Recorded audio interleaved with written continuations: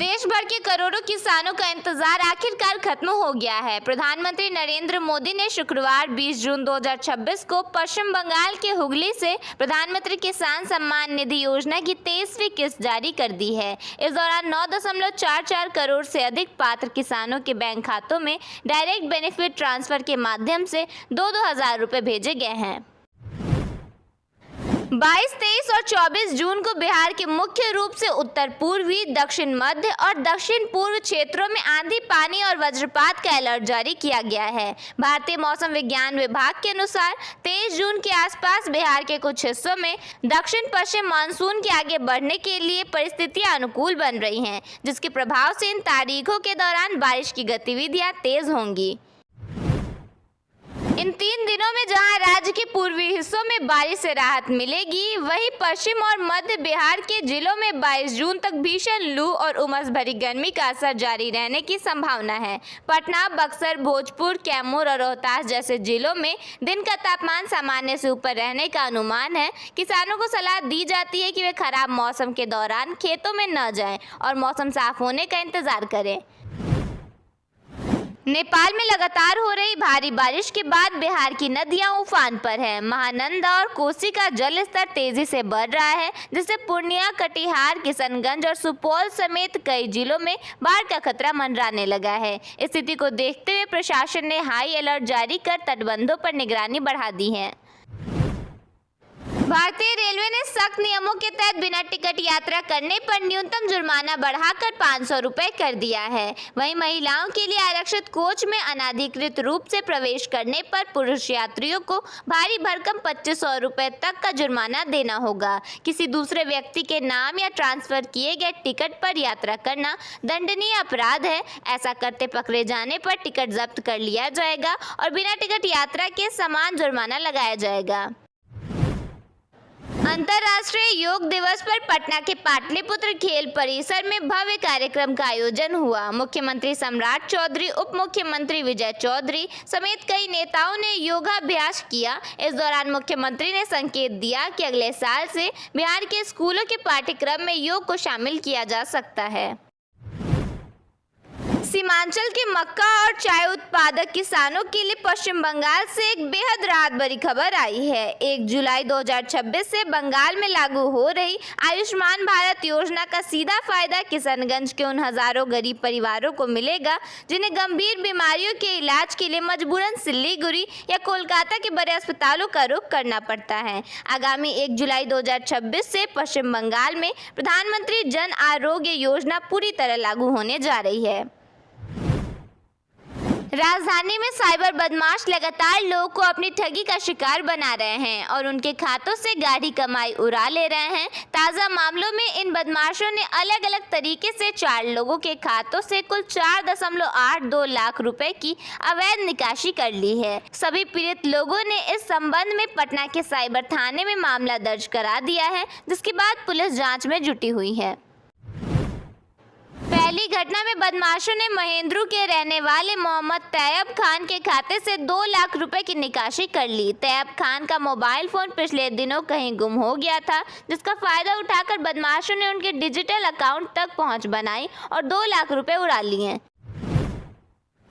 अयोध्या में राम मंदिर के चढ़ावे में कथित गड़बड़ी के मामले पर दिल्ली के पूर्व मुख्यमंत्री और आम आदमी पार्टी के संयोजक अरविंद केजरीवाल की प्रतिक्रिया आई है। उन्होंने आरोप लगाया कि राम मंदिर से करोड़ों रुपए के चंदे की चोरी हो गई, लेकिन इस पर अब तक कोई एफआईआर नहीं हुई है।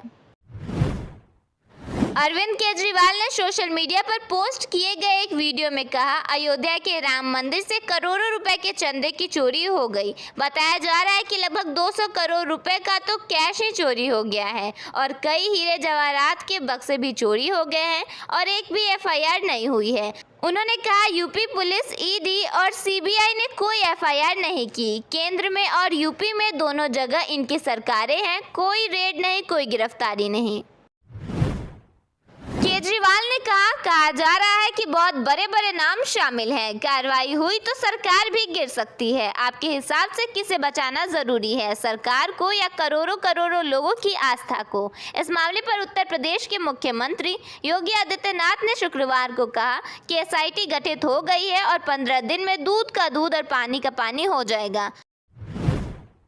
मधुबनी जिला परिषद की अध्यक्ष बिंदु गुलाबी यादव ने विकासशील इंसान पार्टी का साथ छोड़कर राष्ट्रीय जनता दल का दामन थाम लिया है। उन्होंने 21 जून 2026 को पटना में नेता प्रतिपक्ष तेजस्वी यादव और पार्टी के वरिष्ठ नेताओं की उपस्थिति में राजद की सदस्यता ग्रहण की। इस राजनीतिक घटनाक्रम को मुकेश सैनी की वीआईपी पार्टी के लिए एक बड़ा झटका माना जा रहा है। भागलपुर में जमीन खरीदना और रजिस्ट्री कराना महंगा हो गया है। जिला अवर निबंधन कार्यालय ने नई सरकारी दरें लागू कर दी हैं। सूजागंज जैसे प्रमुख व्यावसायिक इलाकों में 1 डिसमिल जमीन का शुल्क 80 लाख रुपए हो गया है, जबकि वार्ड 39 में यह सबसे कम 9 लाख रुपए है। 35 शहरों के 331 केंद्रों पर नीट की पुनर्परीक्षा आयोजित की गई। परीक्षा देकर केंद्रों से बाहर निकलते समय छात्रों की जांच मेटल डिटेक्टर से की गई। इस दौरान एक छात्र हाथ में हथकड़ी लगाए हुए परीक्षा केंद्र पहुंचा, जिसने लोगों का ध्यान आकर्षित किया।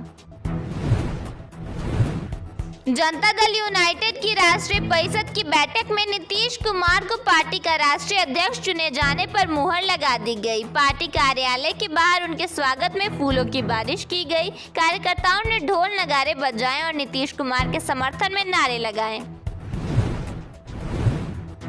राष्ट्रीय जनता दल प्रमुख लालू प्रसाद और पूर्व मुख्यमंत्री राबड़ी देवी के लिए नए सरकारी आवास की तैयारी की जा रही है। इस आवास में उनके लिए 8 कमरे उपलब्ध होंगे।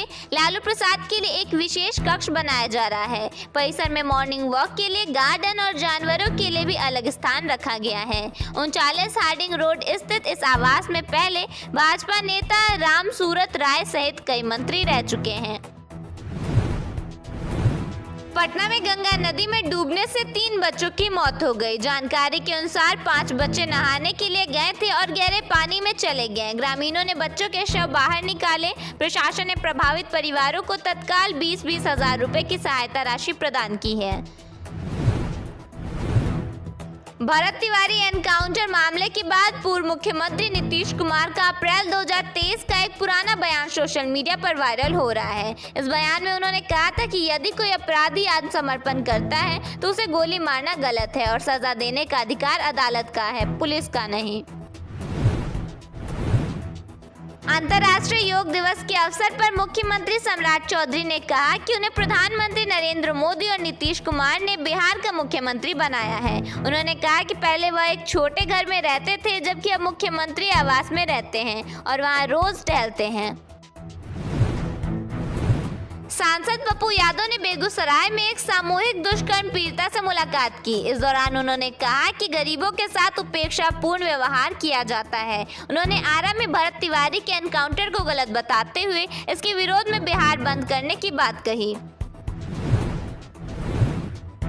समस्तीपुर जिला परिषद कार्यक्रम में कथित रूप से शराब पार्टी का वीडियो सामने आया है। वीडियो में 3 कर्मचारियों के शराब पीने का दावा किया जा रहा है। मामले को लेकर डीडीसी ने जांच के आदेश दिए हैं। उन्होंने कहा कि यदि जांच में कर्मचारियों की संलिप्तता साबित होती है तो उनके खिलाफ एफआईआर की जाएगी। बिहार के 21 जिलों में आज बारिश को लेकर ऑरेंज अलर्ट जारी किया गया है। भीषण गर्मी के बीच मौसम में बदलाव की संभावना जताई गई है। अधिकतम तापमान में गिरावट आने का अनुमान है। हालांकि राजधानी पटना सहित मध्य और उत्तर बिहार के कई जिलों में उमस बनी रहेगी।